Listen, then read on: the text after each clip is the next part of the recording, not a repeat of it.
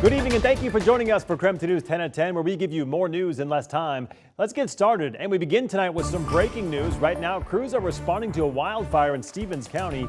At this hour, we know the fire started off on Weaver Way. According to Stevens County Fire District 1, it's potentially a garage and a chicken coop that caught fire that's since extended into the wildland. Currently, it's only 3 to 5 acres, and a lot of resources are currently working to contain it. The smoke from the fire could be seen all the way from downtown Spokane.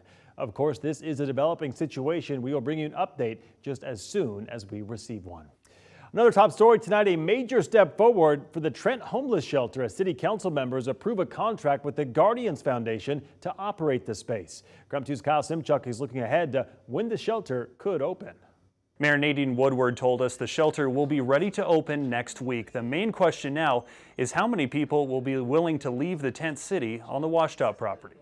This has taken longer than I wanted, but we have a great facility that is being worked on right now. Work continues at the Trent shelter, which will soon welcome homeless men and women.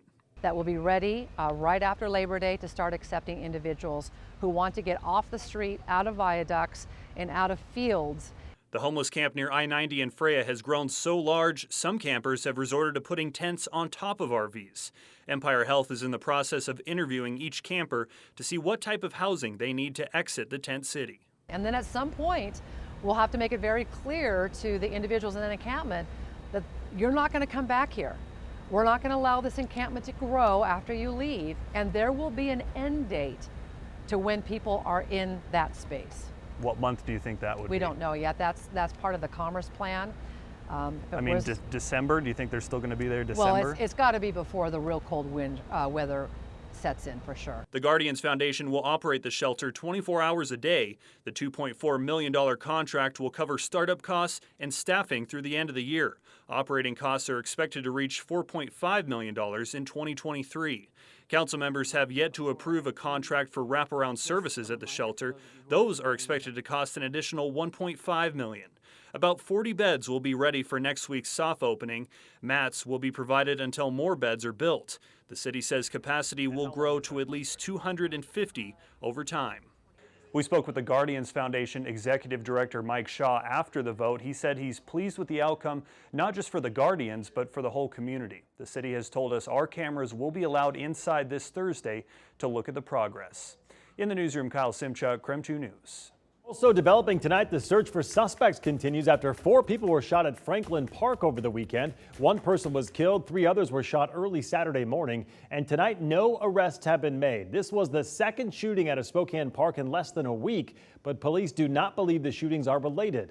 Back in April, Spokane Mayor Nadine Woodward announced the formation of the Violent Crime Task Force. She says they have been successful in taking violent criminals off the street, but overall, the mayor says the city needs to hire more police officers. They are so busy responding to calls, she says, they don't have time to do proactive policing, to look for suspicious activity and to stop crime before it happens. I'm supporting hiring 60 to 70 more police officers so we can see that type of police work that could hopefully prevent these types of things from happening. But when it comes to crime in general, we have a great police department. We asked the mayor how much hiring those 60 to 70 officers would cost and how she would pay for it. She didn't have an answer, saying it's something that her administration is currently exploring. Police in Bend, Oregon tonight releasing more information about a shooting at a supermarket that left 3 people dead, including the gunman. Me and 3 other employees ran into a walk-in refrigerator and closed the door and stayed there. We stayed hidden until the authorities arrived. Tonight, investigators say it's likely there would have been more fatalities if not for the actions taken by a store worker who's now being called a hero. At this hour, detectives remain on the scene. The parking lot roped off with yellow tape at the Forum Shopping Center in Northeast Bend. The Bend Police Department spokesperson Sheila Miller says the gunman, identified as 20-year-old Ethan Miller, stormed the Safeway store. He was armed with an AR-15 style rifle and a shotgun. We're told the gunman shot and killed an 84-year-old customer named Glenn Bennett and 66-year-old employee Donald Surratt Jr. Surratt engaged with the shooter, attempted to disarm him, and may very well have prevented further deaths. Mr. Surratt acted heroically during this terrible incident. In the hours since the Sunday night shooting, detectives have searched the gunman's car and apartment, both located just behind that Safeway store. Of course, this is a developing story. We'll bring you additional information just as soon as we receive it. But for the very latest, just head to our website. That's KREM.com. All right, let's talk weather tonight. After a cooler weekend, the heat is set to return to the inland Northwest. Chief Meteorologist Jeremy Lagoud joining us tonight in the Outdoor Weather Center. And Jeremy, we could see triple digits again. I know, right? It feels odd talking about it this late in the season. After all, we close out August here in just 2 more days. Right now, not sitting too bad, 73, but temperatures do cool down quite nicely overnight tonight. As we head into Wednesday, heat advisories in effect. Having a little graphic issue, but yes, it's basically the same spots we've been seeing them so far. Notice off to the north, it's a big ridge of high pressure, and that high pressure is actually what keeps us nice, sunny, warm, and dry the next few days. A couple of isolated storms Wednesday, but without monsoonal moisture, they're not going to be as widespread as the last round. What we do see, though, is temperatures back in the mid to upper 90s all week long. Good news? Nights are looking a bit cooler. We'll talk those cool nights coming up in the full forecast. All right, sounds good. Jeremy will check back in with you later in the broadcast. And now to our night beat with a quick look at today's top stories. Jury deliberations will continue tomorrow in the rape case against a former Spokane police officer. Nathan Nash is facing multiple rape charges from 2 women. I believe the only verdict that is supported by the evidence in the law is not guilty on all the counts, and I'd ask you to find so. Now is the time to apply the facts of this case to the law and find the defendant, Nathan Nash, guilty. It is now up to the jury of 4 women and 8 men to find Nash guilty or not guilty of rape and unlawful imprisonment. But before they are left to deliberate, the state and defense had one final chance to plead their cases today. The state began with its closing arguments, repeating a theme set in opening arguments that police officers are meant to protect and serve, which Nash, they say, failed to do. In closing arguments, the defense challenged the credibility of the second victim, citing that she was previously diagnosed with a schizoaffective disorder that causes hallucinations and delusions. However, in the state's closing rebuttal, the attorney asked the jury to consider Nash's credibility in this trial. Now the decision in the hands of the jury. If Nash is convicted, he could face life in prison. Earlier this afternoon, the final 3 members of a white nationalist group arrested in the back of a U-Haul trailer earlier this summer in downtown Coeur d'Alene faced a judge in Kootenai County for their arraignments. Most notably, the group's leader, Thomas Rousseau. This comes more than 2 months after 31 members were arrested for conspiracy to commit riot at the Coeur d'Alene Pride event. All 3 men pleaded not guilty this afternoon. The first 2 trials are expected to start September 19th. Meanwhile, tonight, our newsroom is learning that Spokane Regional Health District Administrator Amelia Clark has agreed to never serve as the organization's administrative officer again. Clark was expected to appear in front of the Office of Administrative Hearings in September to determine whether or not she broke the law when she fired Public Health Officer Dr. Bob Lutz. After Clark accepted another job outside of Washington State on August 15th, she and the state board agreed to dismiss the case if she agreed not to serve as the health district ever again. Clark's contract is up on September 16th. It is unclear tonight where she is going, but when we find out, we'll be sure to let you know. And that was your Night Beat. To learn more about any of these stories, just text us the word night to 509-448-2000 and we'll send them right to your phone. And that was your KREM 2 News 10 at 10, where you get more news in less time, but don't go to bed just yet.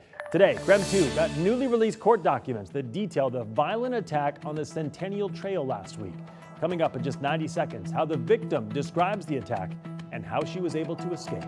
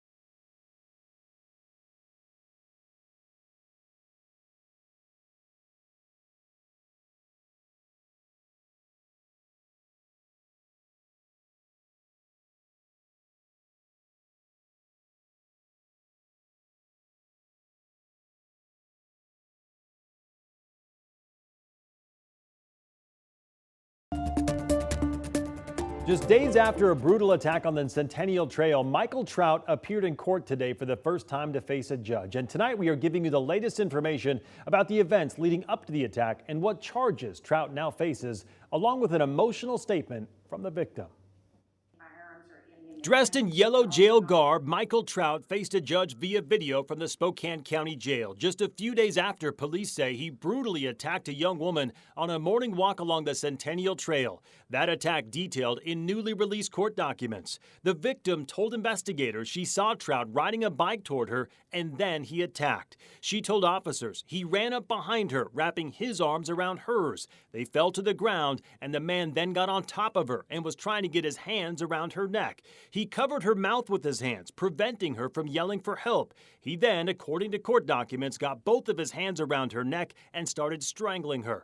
But the victim fought back, pulling his hair, even grabbing his jaw and trying to push him away before she was able to twist, get on top of the attacker, push away, and escape. The victim later told officers she thought she was going to die, and as she was being attacked, she struggled to breathe to the point that her vision got blurry. We're really grateful that nothing's broken. The victim's sister told us she's thankful her sister survived, but she's also stunned by the attack and how it left her. She's obviously bruised.